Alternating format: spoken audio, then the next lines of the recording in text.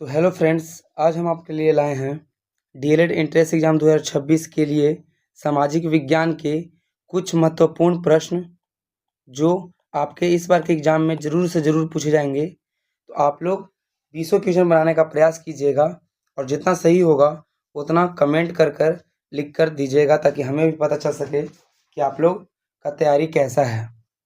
तो चलिए पहला क्वेश्चन हम शुरू करते हैं। पहला, प्रथम विश्व युद्ध कब आरंभ हुआ? 1914 ईस्वी, 1941 ईस्वी, 1952 ईस्वी या 1950 ईस्वी? तो आप लोग इसका आंसर कमेंट में कीजिएगा दीजिएगा। सवाल पूछता है कि प्रथम विश्व युद्ध कब हुआ, तो प्रथम विश्व युद्ध 4 सालों तक चला था। कब से कब तक? 1914 से 1918। इसमें कुल 37 देशों ने भाग लिया था। कितने देशों ने भाग लिया था? 37 देशों ने। इसका अगर कोई पूछे कि तात्कालिक कारण क्या था, तो ऑस्ट्रिया के राजकुमार को सेराजेओ में हत्या। सेराजेओ में हत्या थी। यह हत्या कब हुई थी? 28 जून 1914।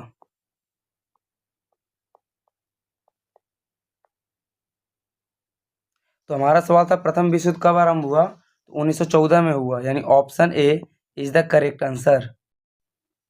अगला सवाल है, निम्नलिखित में से कौन सा देश चावल का प्रमुख उत्पादक है? चीन, पाकिस्तान, मलेशिया या मिस्र? तो चावल एक खरीफ फसल है। कैसी फसल है? तो यह एक खरीफ फसल है। और चावल का सबसे प्रमुख उत्पादक देश चीन है। सर्वाधिक यहीं पर चावल उगाई जाती है, यानी option A is the correct answer. अगर आपसे प्रथम स्थान पे पूछेगा तो चीन, और दूसरा पे पूछेगा तो हम लोग याद रखेंगे भारत। भारत एक ऐसा देश है जहां चावल उत्पादन में दूसरे नंबर पर है और चीन पहले नंबर पर।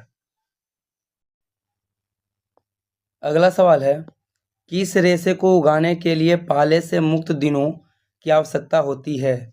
कपास, जूट, नायलॉन या इनमें से कोई नहीं? तो इसका राइट आंसर ऑप्शन ए कपास हो जाएगा। यह एक खरीफ फसल है जो पाले से लगभग 210 दिनों में पककर तैयार होती है। और हम लोग ये भी याद रखेंगे कि कपास उत्पादन में प्रथम स्थान पर चीन आता है और दूसरे स्थान पर भारत। सवाल पूछेगा आपसे कि कपास उत्पादन में दूसरे नंबर पर कौन सा देश? अगला सवाल है, हिंद स्वराज के लेखक कौन थे? मोहम्मद अली जिन्ना, महात्मा गांधी, आगा खां या राजेंद्र प्रसाद?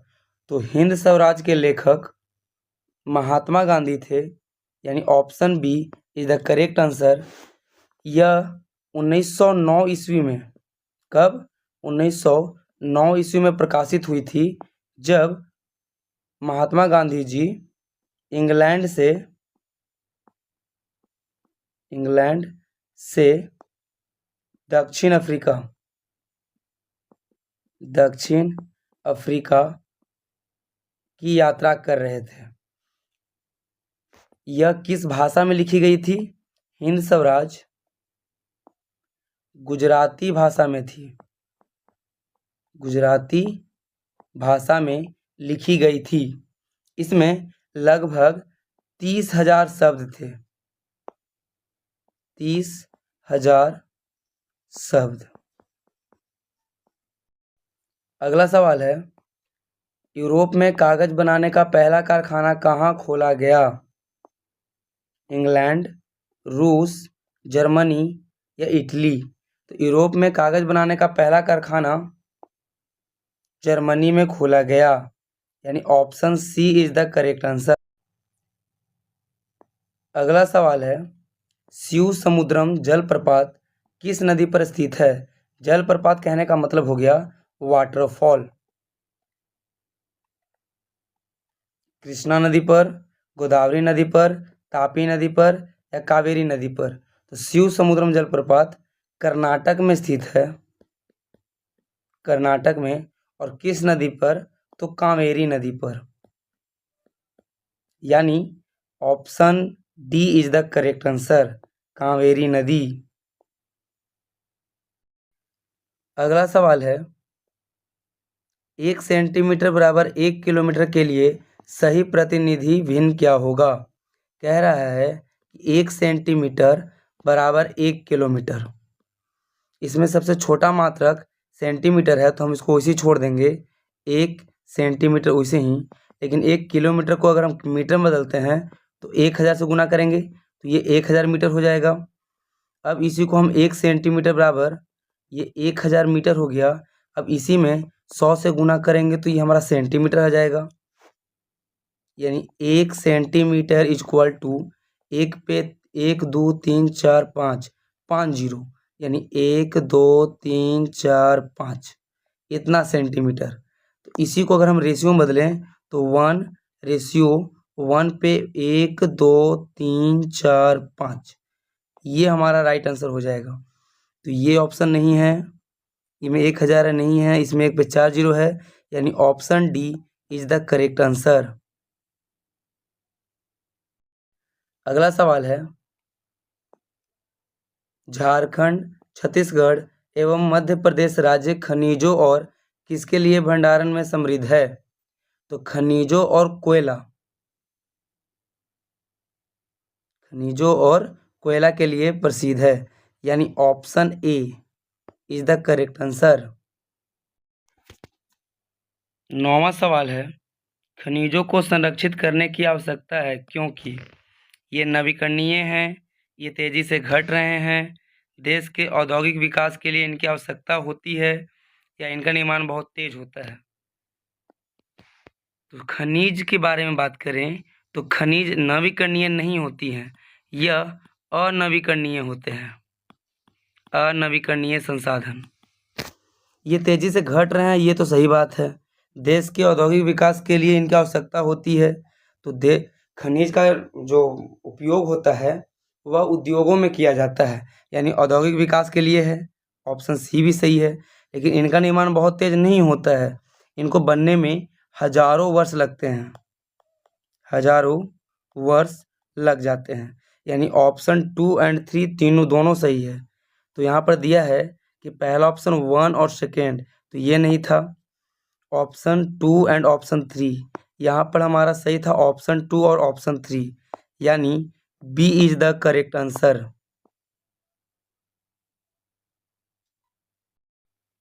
अगला सवाल है, रेड डाटा बुक का उद्देश्य क्या है? सामान्य प्रजातियों के विलुप्त होने के खतरे से अवगत कराना, संकटग्रस्त प्रजातियां सर्वमान्य रूप से चिन्हित करना, स्थानीय स्तर पर संकटग्रस्त प्रजातियां की पहचान एवं उनके संरक्षण से संबंधित कार्यक्रम को प्रोत्साहन देना, या इनमें से सभी सही। तो रेड डाटा बुक है क्या, पहले इसके बारे में जानेंगे। तो रेड डाटा बुक उस प्रकार की पुस्तक होती है जिसमें संकटग्रस्त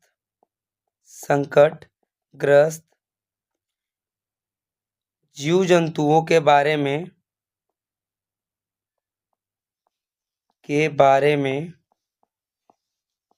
सूची तैयार की जाती है, सूची तैयार की जाती है जो या तो विलुप्त हो चुके हों या विलुप्त होने के कगार पर होते हैं। तो पहला बोला वही कि विलुप्त होने के खतरे से अवगत कराता है, यानी हमारा ए भी सही है। संकटग्रस्त प्रजातियां सर्वमान्य रूप से चिन्हित करता है, तो यहाँ लिख दिया कि संकटग्रस्त प्रजातियां, इस वजह से ये भी सही हो जाएगा। ऑप्शन सी में भी है संकटग्रस्त प्रजातियां, तो इसके बारे में सूची तैयार की जाती है, यानी ऑप्शन सी भी सही है। तो फाइनल आंसर ऑप्शन डी हो जाएगा, इनमें से सभी। अगला सवाल है, सौर ऊर्जा उत्पन्न करने के लिए प्रयुक्त विधि कौन सी होती है? फोटोवोल्टिक, फोटोडायोड, फोटोहोलिक या इनमें से कोई भी नहीं। तो सौर ऊर्जा उत्पन्न करने के लिए प्रयुक्त विधि फोटोवोल्टिक होती है, यानी option A is the right answer. यह सौर ऊर्जा को विद्युत ऊर्जा में बदल देता है, विद्युत ऊर्जा में बदल देता है। अगला सवाल है, इनमें कौन इस्पात केंद्र समुद्र के निकट है? विशाखापट्टनम, बोकारो, भिलाई या जमशेदपुर। इसका राइट आंसर हो जाएगा विशाखापट्टनम, जो कि आंध्र प्रदेश के नज़दीक बंगाल की खाड़ी में, बंगाल की खाड़ी के पास है, जिसकी स्थापना चौथी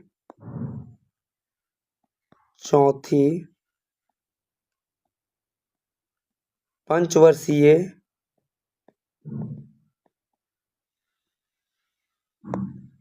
योजना के तहत हुई थी।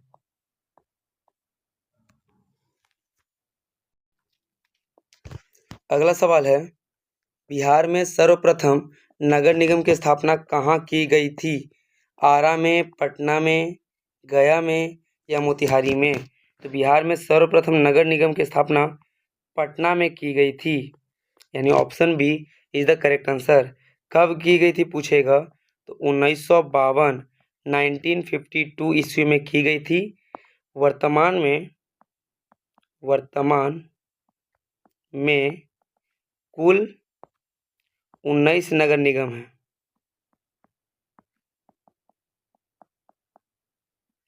एक सवाल ये भी एग्जाम में पूछता है, मोस्ट वीवीआई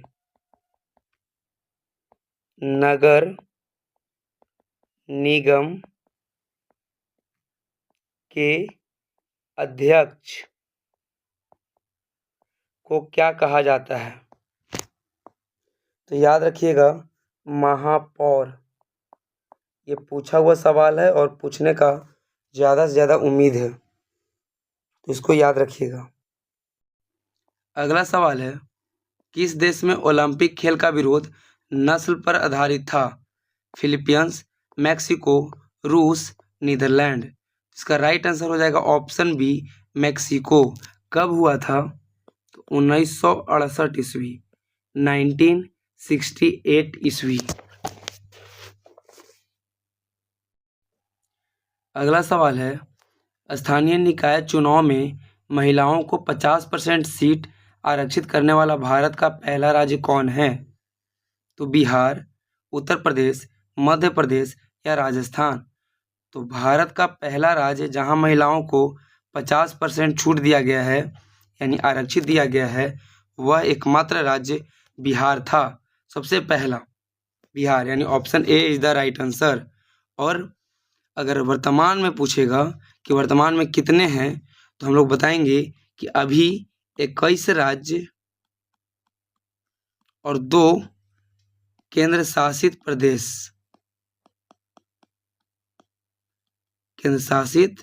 प्रदेश में महिलाओं को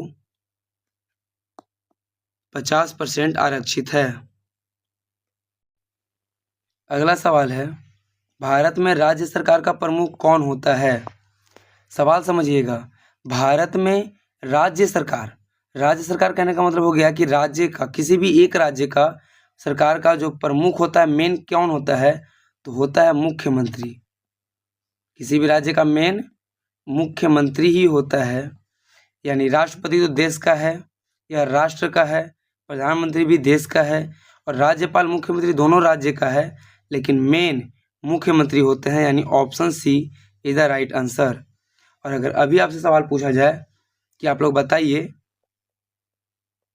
बिहार के वर्तमान में मुख्यमंत्री कौन है? मुख्यमंत्री कौन है? इसका जवाब कमेंट में दीजिएगा।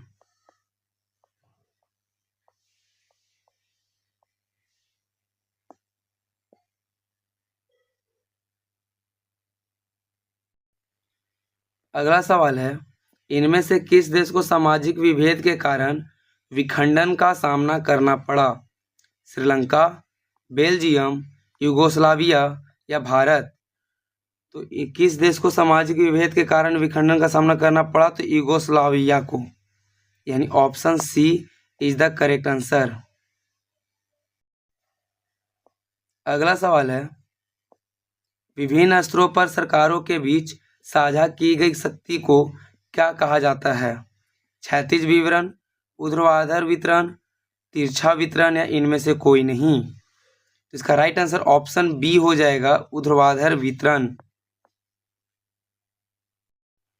अगला सवाल है, भारत में पंचायती राज व्यवस्था का क्या महत्व है? यह स्थानीय स्वशासन होता है या केंद्रीकृत शासन होता है, धार्मिक प्रशासन होता है या सैन्य नियंत्रण होता है? तो पंचायती राज व्यवस्था पंचायत के लोगों के लिए है, यानी गांव के लोगों के लिए है। इसका मतलब है कि यह स्थानीय स्वशासन के लिए है। Option A is the correct answer.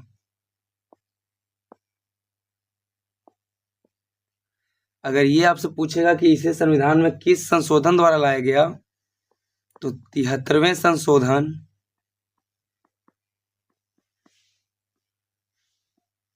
1992 ईस्वी में इसे संविधान में माना गया। अगला सवाल है, किस वर्ष रूसी क्रांति ने आर्थिक लोकतंत्र की नींव को मजबूती प्रदान की थी? तो रूसी क्रांति कब हुई थी? हम लोग जानते हैं 1917 यानी 1917 ईस्वी में। ऑप्शन ए 1915 नहीं होगा, ऑप्शन बी 1917 मिल गया। Option b is the right answer.